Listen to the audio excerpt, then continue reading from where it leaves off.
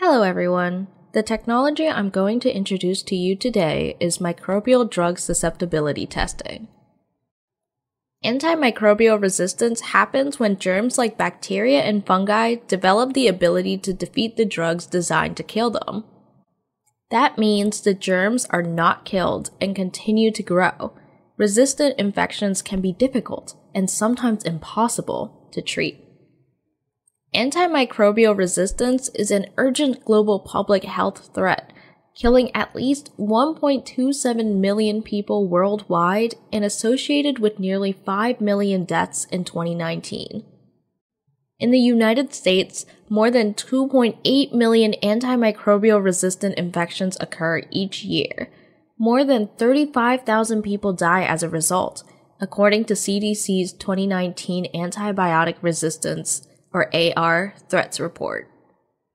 When Clostridioides difficile, a bacterium that is not typically resistant but can cause deadly diarrhea and is associated with antimicrobial use, is added to these, the U.S. toll of all the threats in the report exceeds 3 million infections and 48,000 deaths.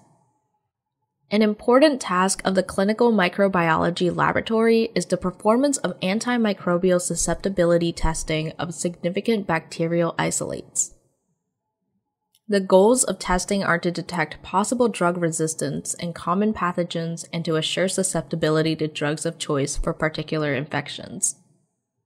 The most widely used testing methods include broth microdilution or rapid automated instrument methods that use commercially marketed materials and devices. Manual methods that provide flexibility and possible cost savings include the disk diffusion and gradient diffusion methods. Each method has strengths and weaknesses, including organisms that may be accurately tested by the method. Some methods provide quantitative results, for example, minimum inhibitory concentration, and all provide qualitative assessments using the categories susceptible, intermediate, or resistant. In general, current testing methods provide accurate detection of common antimicrobial resistance mechanisms. However, newer or emerging mechanisms of resistance require constant vigilance regarding the ability of each test method to accurately detect resistance. Here is an overview of commonly used susceptibility testing methods. Broth dilution test. One of the earliest antimicrobial susceptibility testing methods was the macro broth or tube dilution method. This procedure involved preparing two full dilutions of antibiotics, for example, 1, 2, 4, 8, and 60 micrograms per milliliters, in a liquid growth medium dispensed in test tubes. The antibiotic-containing tubes were inoculated with a standardized bacterial suspension of 1 to 5 times 10 to the 5th CFU per ml. Following overnight incubation at 35 degrees Celsius, the tubes were examined for visible bacterial growth as evidenced by turbidity. The lowest concentration of antibiotic that prevented growth represented the minimal inhibitory concentration, or MIC. The precision of this method was considered to be plus or minus 1 two-fold concentration, due in large part to the practice of manually preparing serial dilutions of the antibiotics. The advantage of this technique was the generation of a quantitative result, for example, the MIC. The principal disadvantages of the macro dilution method were the tedious manual task of preparing the antibiotic solutions for each test, the possibility of errors in preparation of the antibiotic solutions, and the relatively large amount of reagents and space required for each test.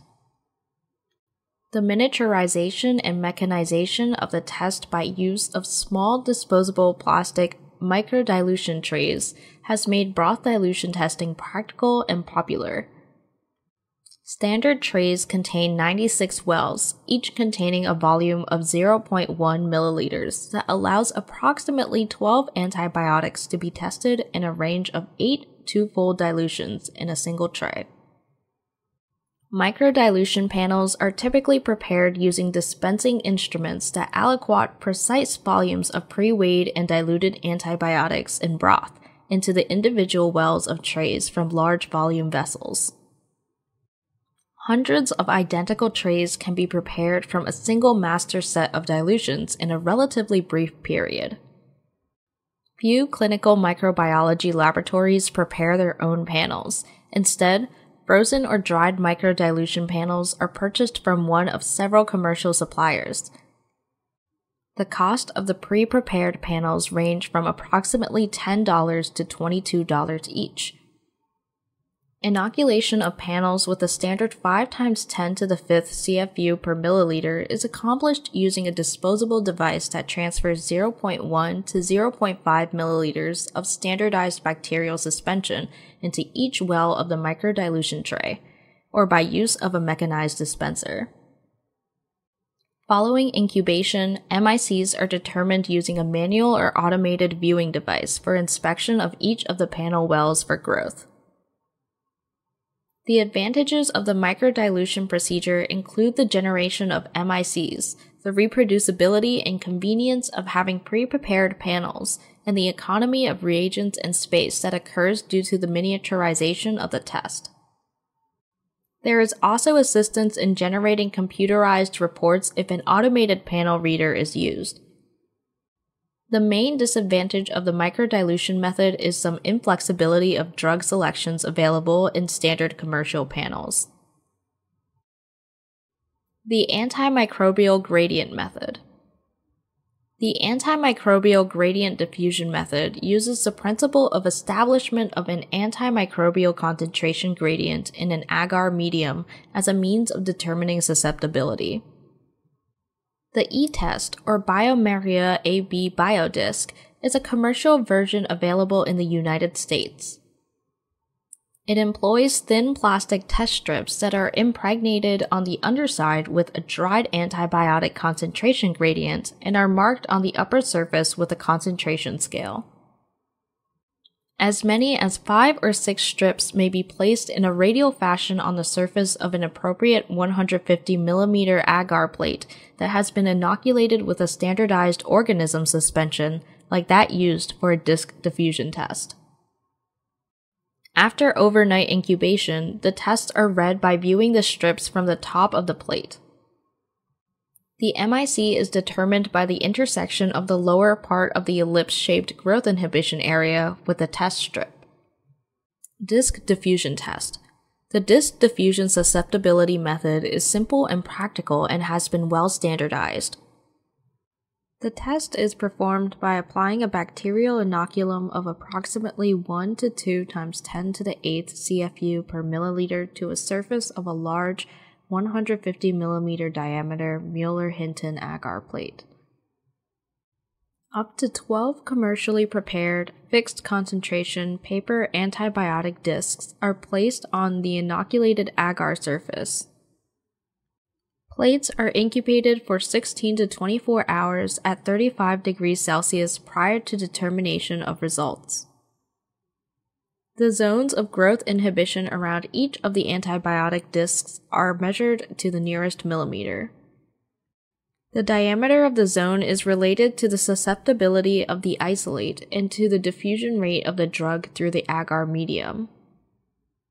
The zone diameters of each drug are interpreted using the criteria published by the Clinical and Laboratory Standards Institute, or CLSI, formerly the National Committee for Clinical Laboratory Standards, or NCCLS, or those included in the U.S. Food and Drug Administration FDA-approved product inserts for the discs.